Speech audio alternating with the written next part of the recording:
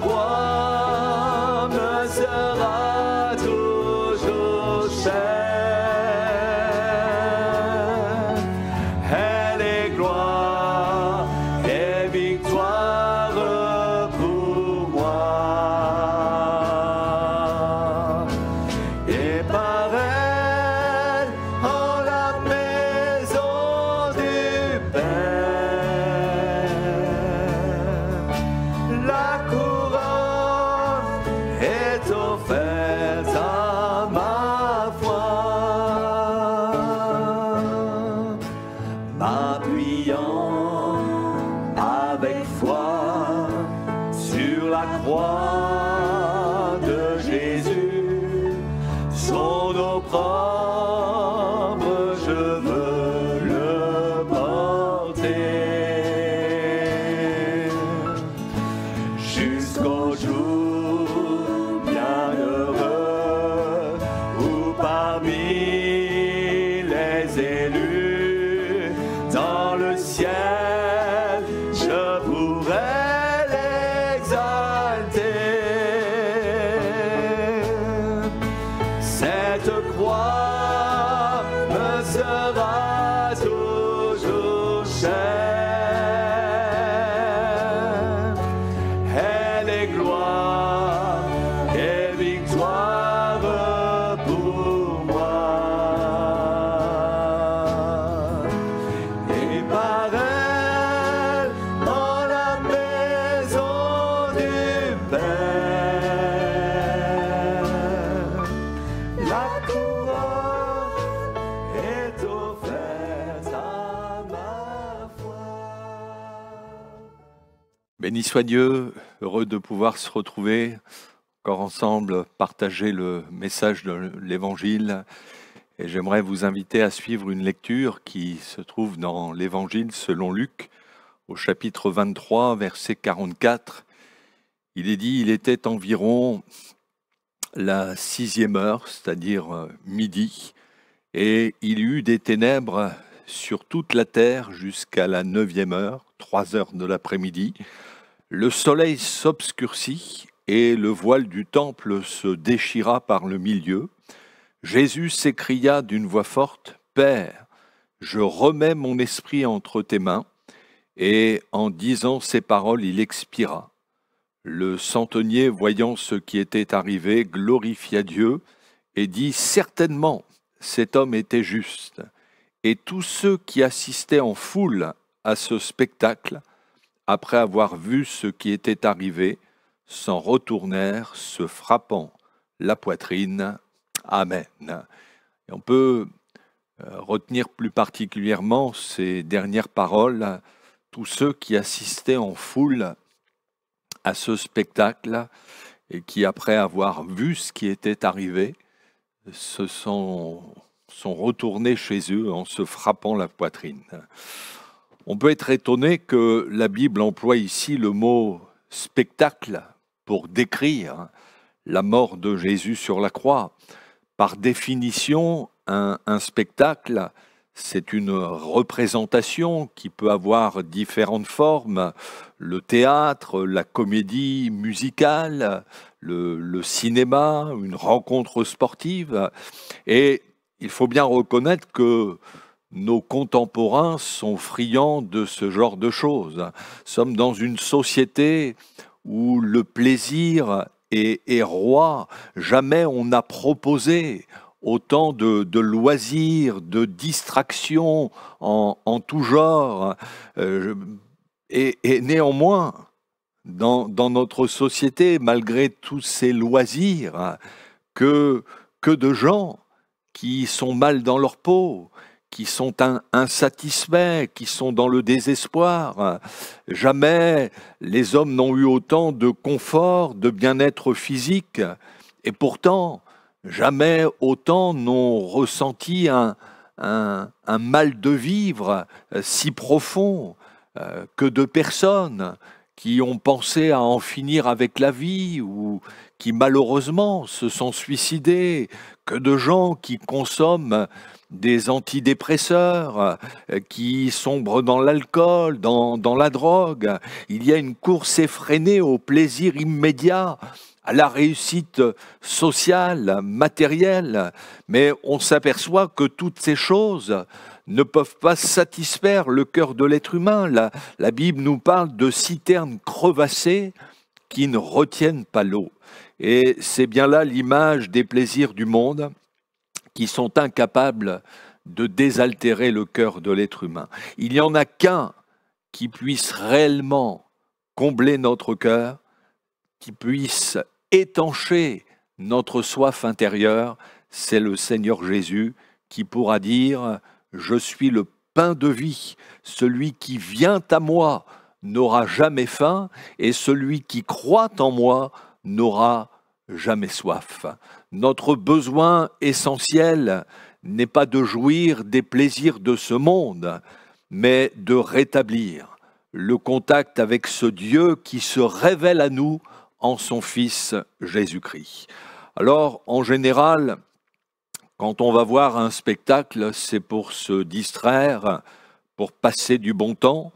Et c'est effectivement ce qui se passait à l'époque de Jésus, quand il est dit ici que les gens assistaient en foule au spectacle de la croix.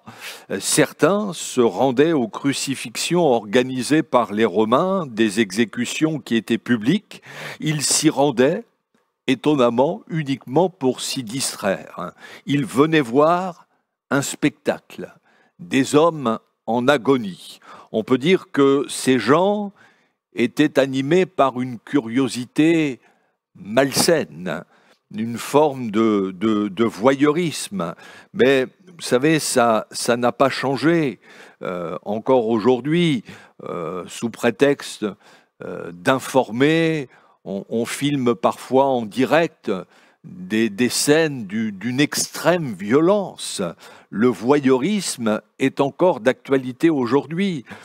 Seulement ce jour-là, sur le mont Golgotha, à Jérusalem, s'est déroulé un spectacle hors du commun, qui a eu des répercussions sur toute l'histoire de notre humanité et encore de nos jours.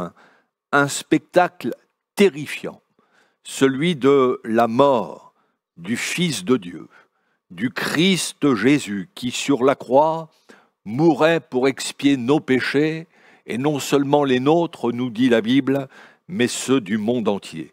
Et ce spectacle a été si odieux que même le soleil ne l'a pas éclairé, puisque nous l'avons lu, il est dit que depuis midi jusqu'à 3 heures de l'après-midi, il y a eu des ténèbres sur toute la terre, sur tout le pays, là où normalement la lumière du soleil est la plus intense, eh bien c'était les ténèbres.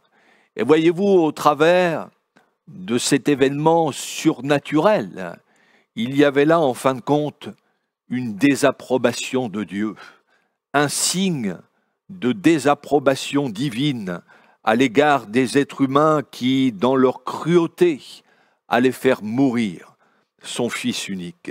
Et cette obscurité en plein jour devait être un spectacle impressionnant pour cette foule qui était sur le mont Golgotha, au pied de la croix, et qui regardait Jésus mourir. Le mot spectacle signifie attirer l'attention. Eh bien, j'aimerais vraiment en ces instants attirer votre attention sur l'œuvre de Jésus à la croix, qui a été un moment unique dans l'histoire de notre humanité. Si l'Évangile veut attirer notre attention sur le spectacle de la croix, ce n'est pas pour nous distraire, pour nous émouvoir, mais ce message de la croix a pour but de percuter notre cœur, afin que tous nous puissions prendre conscience à la fois de la gravité de notre péché qui a conduit le Fils de Dieu à mourir pour nous, mais aussi de la grandeur de l'amour de Dieu qui donne son Fils unique sur la croix pour sauver nos âmes et de réaliser à quel point nous avons besoin de lui. S'il y a des spectacles où les acteurs savent très bien jouer la comédie, ils rentrent tellement bien dans leur personnage qu'ils sont capables de vous émouvoir. Mais j'aimerais vous dire que sur la croix, Jésus, lui, n'a pas joué la comédie. Il n'a pas fait semblant, mais il a réellement, vraiment donné sa vie pour vous, pour moi, pour le salut de nos âmes, pour que tous ceux qui croient en lui soient arrachés à la condamnation éternelle, passant de la mort à la vie, des ténèbres à la lumière. Sur cette croix, Jésus n'a pas fait semblant de souffrir, mais la Bible nous dit bien qu'il a souffert la croix, et ses souffrances étaient telles que c'est le prophète Ésaïe au chapitre 52 qui nous dit qu'il a été pour plusieurs un sujet d'effroi, tant son visage était défiguré, tant son aspect différait de celui des fils de l'homme. Et il y a une autre version qui a traduit « Beaucoup ont été horrifiés ». Tellement son visage était défiguré et tant son apparence n'avait plus rien d'humain. Sur la croix, Jésus était méconnaissable. Son visage était couvert de crachats, d'ecchymoses, provoqués par les coups qu'il avait reçus. Le sang coulait de son front blessé par la couronne d'épines. Vous savez, il y a des peintres qui, sur leur peinture, ont représenté le Christ sur la croix avec un visage serein, comme s'il était insensible à la douleur, mais ce n'est pas du tout de cette manière que ça s'est passé. Son visage était au contraire défiguré par la douleur. Certains disent parfois que leur vie est un véritable calvaire, mais j'aimerais vous dire qu'il n'y a eu qu'un seul calvaire, c'est celui de Jésus. C'est vrai que la crucifixion était un supplice couramment employé par les Romains. Il n'a pas été le seul à subir un tel châtiment à son époque, mais néanmoins, aucun être humain n'a connu des souffrances aussi intenses, parce que non seulement Jésus a souffert dans son corps, ses mains, ses pieds ont été percés, son dos a été lacéré par le fouet, son sang qui devait ruisseler jusqu'au pied de la croix, mais il a souffert aussi dans son âme. Lui qui n'a cessé de faire du bien, il a été abandonné de tous. Au pied de la croix, on n'a même pas eu le respect de se taire devant un homme en agonie, mais ceux qui le regardaient mourir se moquaient de lui, lui manifestaient une haine, un mépris terrible, et plus encore. Non seulement Jésus a souffert dans son corps, dans son âme, mais il a souffert dans son esprit.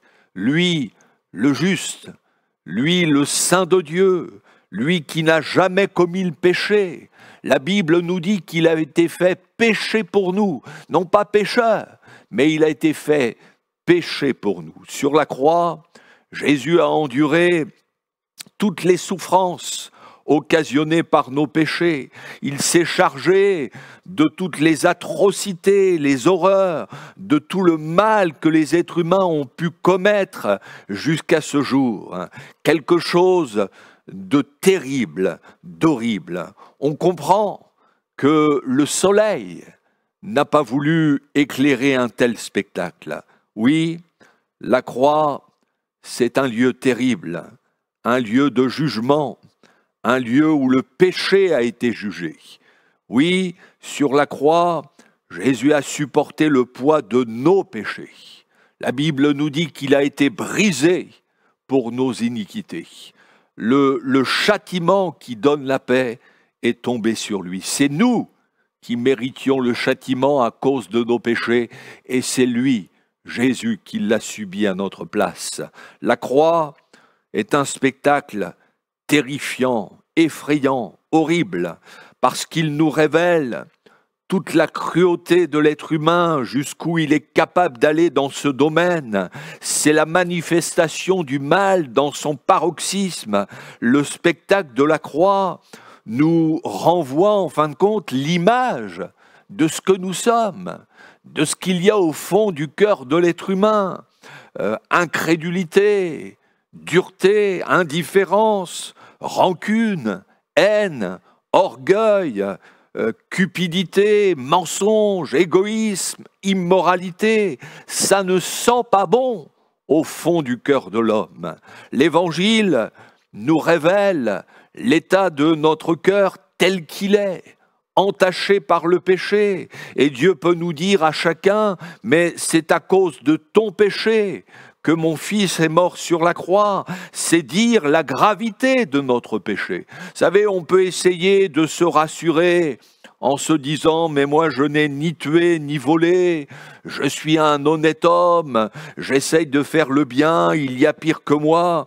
Mais si nous voulons descendre au fond de notre cœur avec honnêteté, nous découvrirons que, en fin de compte, au fond de notre cœur, ce n'est pas si propre que cela. Nous avons tous besoin que le sang de Jésus passe sur notre vie, que notre cœur soit purifié par ce précieux sang qui seul peut nous laver, nous purifier de tout péché.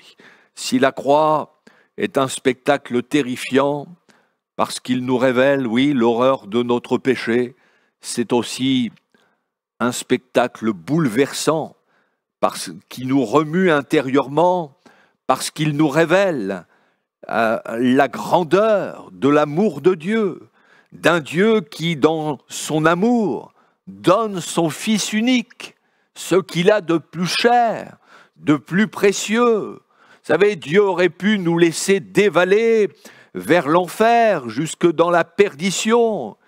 Mais il a dit, et c'est ça la bonne nouvelle de l'Évangile, non, je vais envoyer mon Fils unique pour les sauver, pour les arracher à leur misère, à leur détresse. La croix, c'est ce spectacle qui nous révèle tout l'amour, toute la compassion de Jésus qui donne sa vie pour nous sur le mont du Calvaire, alors qu'il régnait une atmosphère de ténèbres au sein des moqueries, des insultes. Jésus va faire cette prière qui jaillit du plus profond de son cœur. « Père, pardonne-leur, car ils ne savent ce qu'ils font. » Des paroles pleines d'amour, de compassion. À chacun, il peut nous dire là, en cet instant, mais c'est pour toi que mes mains, que mes pieds, que mon côté ont été percés. Sur la croix, j'ai pris ta place, j'ai payé ta dette.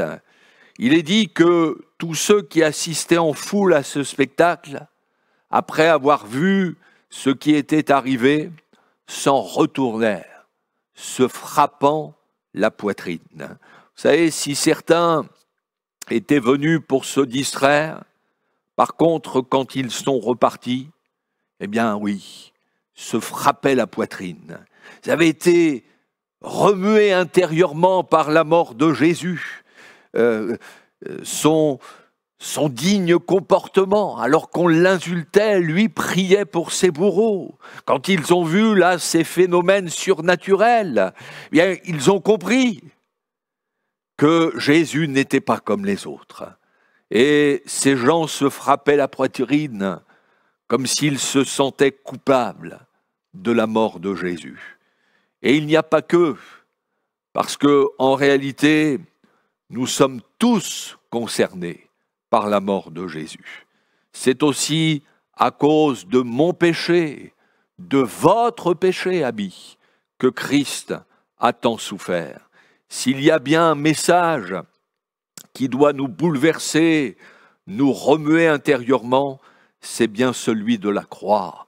Là où Jésus a donné sa vie pour le salut de notre âme, pour que tous ceux et toutes celles qui croient en lui, qui le reconnaissent comme Seigneur et Sauveur, qui se repentent de leurs péchés, puissent s'échapper à la condamnation éternelle. Sur ce mont du Calvaire, Jésus est cloué sur une croix au milieu de 2 brigands qui, eux, méritaient ce châtiment. C'étaient des criminels.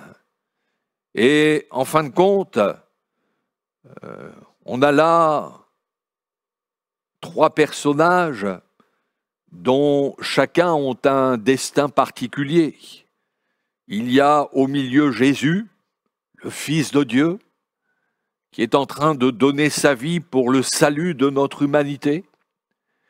Et d'un côté, il y a un brigand qui, lui, va se repentir, reconnaître que Jésus n'avait rien fait de mal et qui va lui adresser cette prière « Souviens-toi de moi quand tu viendras dans ton règne ». Et Jésus va lui dire « Aujourd'hui, tu seras avec moi dans le paradis ». Jésus lui donne l'assurance du salut de son âme. Il va quitter cette terre en étant sauvé. Tandis que l'autre brigand aurait pu faire le même choix. Mais lui, malheureusement, demeure incrédule. Il continue d'insulter, de mépriser, de rejeter le Christ. Et malheureusement, il va quitter cette terre, perdu pour l'éternité. Eh bien, nous qui entendons ce message, de quel côté allons-nous nous situer? C'est à nous de décider. Une chose est sûre, c'est que nous ne pouvons pas rester neutres. Nous ne pouvons pas dire « ça ne me concerne pas ». Si, je le répète, nous sommes tous concernés par la mort de Jésus, parce que c'est pour chacun d'entre nous qu'il a donné sa vie. Et où nous l'avons reconnu comme Seigneur et Sauveur, nous étant repentis de nos péchés. Et à ce moment-là, nous sommes sauvés, ou nous n'avons pas encore fait cette démarche, et pour l'instant, nous sommes sur un chemin qui mène à la perdition. C'est à nous, c'est à vous, amis, qu'il appartient de faire le choix. Oui, la croix, c'est un spectacle, mais qui n'est pas là pour simplement nous émouvoir en disant « Oh, le pauvre, il ne méritait pas cela », mais que ce message puisse vraiment vous remuer, vous bouleverser intérieurement, et que là, sans plus tarder, vous puissiez vous tourner vers Jésus et lui dire « Seigneur, sauve-moi, pardonne-moi mes péchés, je réalise que c'est à cause de tout ce que j'ai fait que tu es mort sur la croix, mais dans ta grâce, dans ta miséricorde, dans ton amour insondable, Seigneur, viens te révéler à ma vie. » Et si vous lui faites une telle prière, Jésus est prêt à se manifester là en ces instants, à vous toucher profondément et à vous assurer du salut et du pardon de vos péchés. Que le nom du Seigneur soit béni. On va se recueillir et prier. Ah, merci Seigneur. Merci pour ton œuvre à la croix. C'est vrai, Seigneur, cet événement est incontournable et il est source de salut pour tous ceux et toutes celles qui veulent croire. Seigneur, je te prie vraiment pour nos amis, pour ceux qui entendent ce message et qui ne se sont pas encore positionnés, qui peut-être n'avaient pas réalisé. Eh bien, Seigneur, touche-les là en ces instants. Ah, entends la prière de celui qui te demande de le sauver, de lui pardonner ses péchés. Seigneur, viens transformer les vies. C'est vrai, les plaisirs de ce monde ne peuvent pas satisfaire, mais toi seul peux combler un cœur. Ô Seigneur, qu'en ces instants, tu sauves le pécheur qui se repent. À toi la gloire, dans le beau nom de Jésus. Amen. Que Dieu vous bénisse.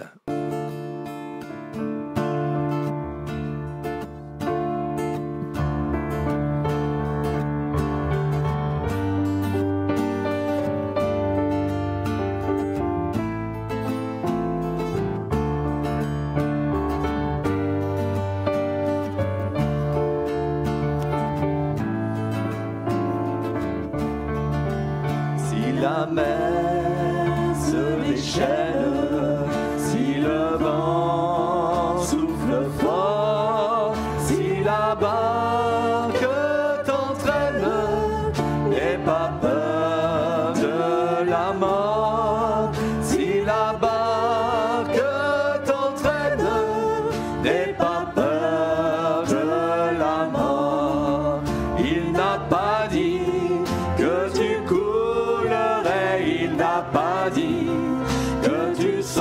sombrerais, il a dit, allons de l'autre bord, allons de l'autre bord.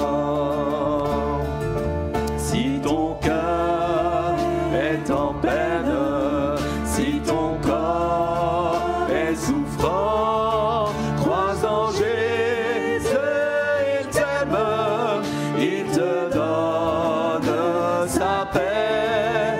Crois en Jésus, il t'aime, il te donne sa paix. Il n'a pas dit que tu coulerais, il n'a pas dit que tu sombrerais, il a dit, allons de l'autre bord, allons de l'autre bord. Si un jour sur ta route tu rencontres le mal, ne sois pas dans le doute, Dieu aime ses enfants. Ne sois pas dans le doute, Dieu aime ses enfants.